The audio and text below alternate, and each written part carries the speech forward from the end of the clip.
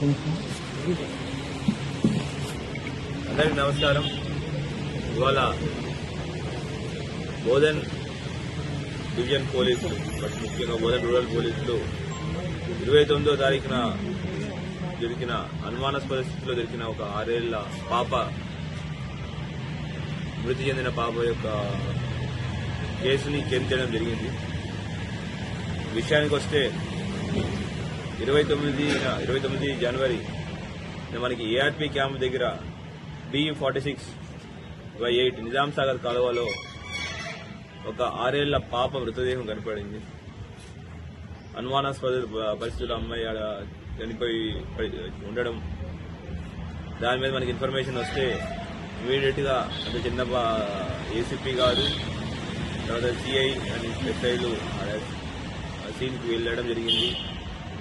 అనుమానాస్పద మృతిగా దాన్ని భావించి అది ఎట్లా చనిపోయింది, అది కారణం ఏంటి అనే దాంట్లో ఇన్వెస్టిగేషన్కి ఒక 3 టీంలు అరేంజ్ చేయడం జరిగింది. అరేంజ్ చేసుకుని 3 టీంల ద్వారా ఈ పాప ఎక్కడ, అసలు ఈ పాప యొక్క ఐడెంటిటీ ఏంటి, అది ఎందుకు చనిపోయింది, అలా ఎవరు చంపారు, ఏదో చనిపోయారు అనే దాని విషయం మీద లోతుగా ఇన్వెస్టిగేషన్ చేస్తూ టెక్నికల్ అనాలిసిస్ మరియు మిగతా వాట్సాప్, సోషల్, తర్వాత మా హార్డ్ ఇంటెలిజెన్స్ ద్వారా తెలిసిన విషయం ఏంటి అంటే, దీనిలో ముఖ్యంగా మొత్తం అన్ని విధాలుగా ప్రయత్నిస్తుంటే ఒక సుధీర్ అనే కానిస్టేబుల్ PC630 ఆయన వాట్సాప్ స్టేటస్ లో ఈ అమ్మాయి కనిపించట్లేదు, ఈ అమ్మాయి ఇక్కడ చనిపోయి ఉంది అని దాంట్లో సెర్చ్ చేస్తుంటే ముఖేడ్ మహారాష్ట్ర గ్రామస్తులు ఈ అమ్మాయి యొక్క నేటివిటీ ఏముంది, ఈ అమ్మాయి ఫలానా కెరూర్ గ్రామం ముఖేడ్ తాలూకా అని చెప్పడం జరిగింది.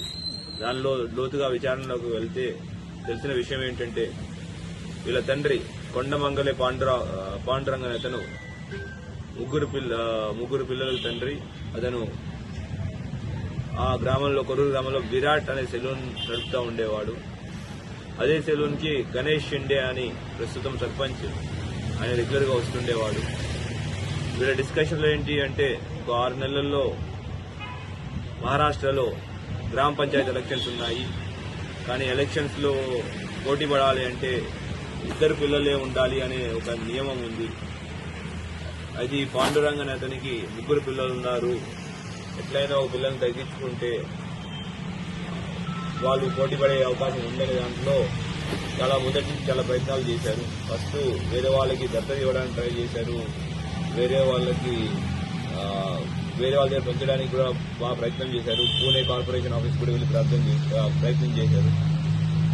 అయితే వాళ్ళ ఏవి ఫలించకపోయేసరికి ఎట్లయినా గెలవాలంటే 2 పిల్లలే ఉండాలని నియమాన్ని పెట్టుకుని ఈ పాండురంగ అనే అతను గణేష్ షిండే యొక్క ప్రోత్సాహంతో తన యొక్క బైక్ MH26BY7495 అనే బైక్ లో తన పెద్ద కూతురైన ప్రాచీన్ ఇక్కడ తీసుకురావడం జరిగింది.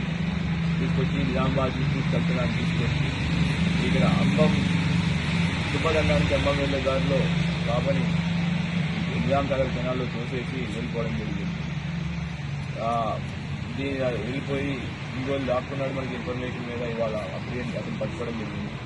ఇంకా మొత్తం ఆపరేషన్ ని దగ్గరుండి సూపర్వైజ్ చేస్తూ లీడ్ చేసిన ఏసీపీ గారికి, తర్వాత inspector CI Bodhan rural inspector Vijay గారికి, ఎస్ఐలు ఎడపల్లి ఎస్ఐ రమా అండ్ ఏంజల్ ఎస్ఐ చంద్రమోహన్కి మరియు మొదటి టీం అందరికీ కష్టపడి ఈ కేసు ఛేదించారు. వీళ్ళందరికీ మనస్ఫూర్తిగా అభినందనలు తెలుస్తున్నాను. అట్లానే మీడియా మిత్రుల ద్వారా అందరికీ విజ్ఞప్తి, ఎవరో చెప్పారు లేదంటే క్రిమినల్ యాక్టివిటీస్ ద్వారా ఎటువంటి పదవిని పొందలేరు, ఒకవేళ ఎటువంటి యాక్టివిటీస్ చేస్తే గ్యారంటీ కఠినాలు పాలవుతారు. Thank you. జై హింద్. సార్ ఇంకొక పర్సన్